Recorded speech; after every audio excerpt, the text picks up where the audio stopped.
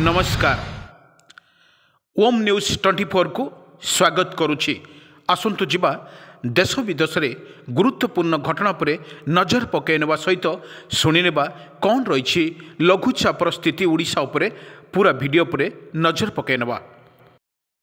5 दिन जाए वर्षा सह बिजुली घड़घड़ी हेबार संभावना पाणीपाग विभाग तरफ सतर्क सूचना जारी।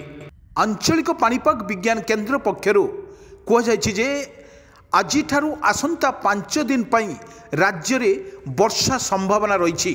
डिसेम्बर 17 और 18 तारीख में दक्षिण ओडिशा रे वर्षा हेबार संभावना थिबा बेले 19 रु 21 तारीख पर्यंत उपकूल ओडिशा रे वर्षा होई पारे। बंगोपसागर रे लघुचापर सक्रियता सह राज्य मध्यरु प्रवेश करुवा वायुर दिशा परिवर्तन को हल्कार मध्यम धरण वर्षा और बिजुली घड़घड़ी सह वर्षा हेबार सतर्क सूचना रही। आपको आकलन करिछि पाणीपाग विभाग केन्द्र। कही रखुछु आज गंजाम गजपति रे हल्कार मध्यम वर्षा संभावना थिबा बेले आसंता काली गंजाम गजपति कोरापुट रायगड़ा और मालकानगिरी रे वर्षा हेबार संभावना रही। सेपरी 19 तारीख ठारू वर्षार परिमाण बढ़िबा सह बिजुली घड़घड़ी सह हल्कार मध्यम धरण वर्षा को नहीं गंजाम गजपति रायगड़ा कंधमाल कलाहांडी मालकानगिरी कोरापुट नवरंगपुर जिला को येलो अलर्ट जारी करिछि आंचलिक पाणीपाग विभाग केन्द्र। डिसेम्बर 20 तारीख में पुरी जगतसिंहपुर खोर्धा गंजाम गजपति जगतसिंहपुर केन्द्रापड़ा मयूरभंज देवगढ़ सुंदरगढ़ झारसुगुड़ा बरगढ़ संबलपुर एवं जो बलांगीर अंचल को हल्कार मध्यम धरण वर्षा हेबार संभावना रही। वर्षा जोगु चाषी को सतर्क करा बेले अमल सरी जाउथुवा धान को सुरक्षित स्थान रखिबा पई पाणीपाग विभाग परामर्श देछि। वर्षा जोगु तातीर पारद मध्य वृद्धि पाइबो हेले शीतर प्रभाव कमिबनी। लोके शीत अनुभव करिवे कारण दिन तापमात्रा ह्रास पाइबा सह पवन मध्य प्रवाहित हेबो। वर्षा और कोहला पाग द्वारा दिन लोके अधिक शीत अनुभव करिवे। एही परिस्थिति आसंता 22 तारीख पर्यंत लागी रहिबो। एक मध्य सतर्क सूचना करिछि भारतीय पाणीपाग विभाग मध्य जो जहाँ प्रकार कर जाइछि घड़घड़ी सह बिजुली वर्षा मध्य लागी रहिबो। काँ भाँ वर्षा अनेक जिलार मध्य लागी रहिबो बोली जा आकलन करिछि पाणीपाग विभाग तरफरु मध्य सूचना दी जाइछि। भद्रक बालेश्वर कटक पुरी खोर्धा ये घड़घड़ी सह वर्षा हेबार मध्य संभावना रही। से आंचलिक पाणीपाग विभाग तरफरु मध्य सतर्क सूचना जारी करा जाइछि। खबर हस्तगत होइतबा बेले राज्यर आसंता 21 तारीख जाए राज्यर विभिन्न स्थान में वर्षा संभावना रही।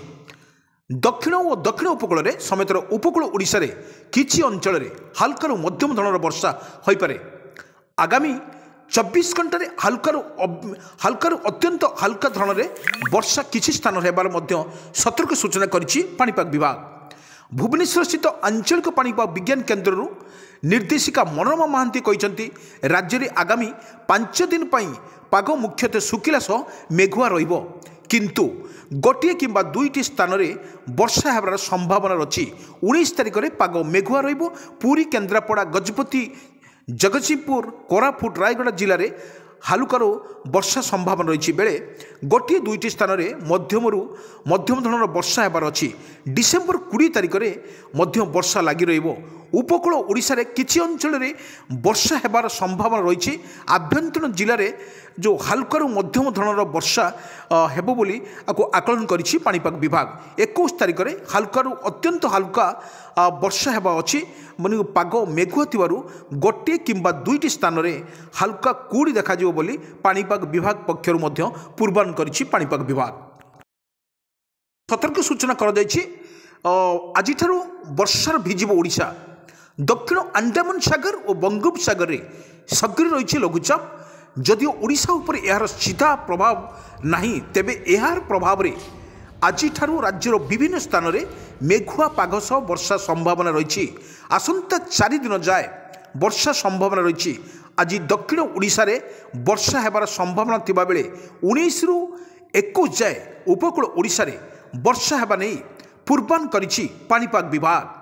हल्का मध्यम धरण में वर्षा सह बिजुली घड़घड़ी हेबार संभावना रही। 19 ଏବଂ 21 ପୁରୀ, ଜଗତସିଂହପୁର, ଖୋର୍ଦ୍ଧା, ଗଞ୍ଜାମ, ଗଜପତି, ରାୟଗଡ଼ା, କୋରାପୁଟ, ମାଲକାନଗିରି, ନବରଙ୍ଗପୁର ହାଲକା ମଧ୍ୟମ ଧରଣର ବର୍ଷା ହେବା ପାଇଁ ଆକଳନ କରିଛି ପାଣିପାଗ ବିଭାଗ। କିନ୍ତୁ ବଡ଼ କଥା ହେଉଛି ଯେଭଳି କିଛି ସ୍ଥାନରେ ତୁଷାରପାତ ହୋଇଛି, କିନ୍ତୁ ଏଠି ଦେଖିବାକୁ ଗଲେ ତୁଷାରପାତ ସାଙ୍ଗକୁ ପ୍ରବଳ ଥଣ୍ଡା ଅନୁଭୂତ ହେଉଛି। ପାହାଡ଼ିଆ ଅଞ୍ଚଳରେ ଶୀତର ପ୍ରକୋପ ସାଙ୍ଗକୁ ଘନ କୁହୁଡ଼ି ଲାଗି ରହିଥିବା ମଧ୍ୟ ଦେଖିବାକୁ ମିଳିଛି। କିନ୍ତୁ ବଡ଼ କଥା ହେଉଛି ଯେଉଁ ଲଘୁଚାପ ବର୍ଷାରେ ଓଡ଼ିଶାର ଯେଉଁଭଳି ତାଣ୍ଡବ ରଚୁଛି, ଝିପଝିପ ବର୍ଷା ସହିତ କିଛି ଅଞ୍ଚଳରେ ବର୍ଷା ହେଉଛି ଏବଂ ଅନେକ ସମୟରେ ବର୍ଷାର ଯେଉଁ ଝିପିଝିପି ବର୍ଷାରେ ପାଚିଲା କ୍ଷେତ୍ରରେ ମଧ୍ୟ ଧାନ ବର୍ତ୍ତମାନ ଭିଜୁଛି। ଚାଷୀ ହତାଶ ହୋଇପଡ଼ିଛି, କାରଣ ଏଭଳି ଦୁଃଖ ବାରମ୍ବାର ଦୁଃଖ ଓଡ଼ିଶା ଉପରେ ପଡ଼ୁଥିବା ବେଳେ ଚାଷୀ ଯେଉଁ ପରିଶ୍ରମ କରି ମୁଣ୍ଡ ଝାଳ ତୁଣ୍ଡରେ ମାରି ଯେଉଁ ପରିଶ୍ରମ ଗଣ୍ଡେ କରୁଛି ତାର ଗୁଜରାଣ ମେଣ୍ଟାଇବା ପାଇଁ ସତର୍କ ସୂଚନା କରାଯାଇଛି ଚାଷୀକୁ ନିରାପଦ ସ୍ଥାନକୁ ଧାନ କାଟି ଅମଳ କରିବା ପାଇଁ।